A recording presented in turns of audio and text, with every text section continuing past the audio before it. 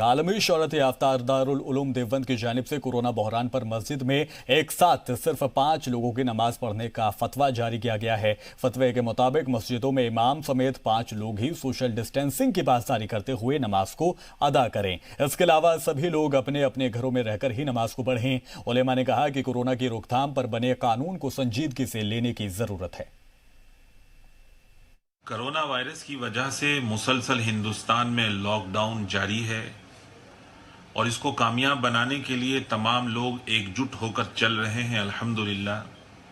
پچھلے جمعے میں بھی یہی اعلان کیا گیا تھا دارالعلوم دیوبند کی طرف سے اور دیگر علماء کی طرف سے بھی کہ سبھی لوگ اپنے گھروں میں رہ کر ظہر کی نماز ادا کریں اور مسجدوں میں امام اور مؤذن کے علاوہ صرف 5 لوگ ہی، وہ بھی سوشل ڈسٹینس کا خیال رکھتے ہوئے نماز ادا کریں۔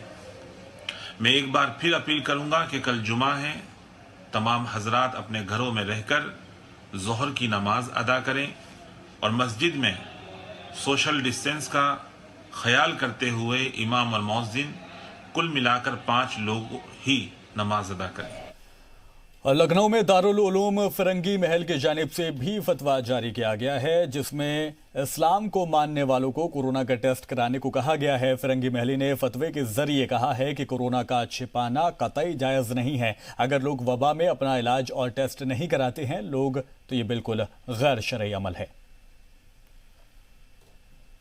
دارالعلوم فرنگی محل لکھنؤ کی طرف سے آج یہ فتویٰ جاری کیا گیا ہے کہ کرونا وائرس کا ٹیسٹ کرانا اور اس سلسلے میں اپنا علاج کرانا سبھی کے لیے لازمی اور ضروری ہے، اور اگر جو لوگ کرونا وائرس کے زد میں ہیں وہ اس کو چھپاتے ہیں تو گویا ایسا کرنا قطعی طور پر بھی جائز نہیں ہے۔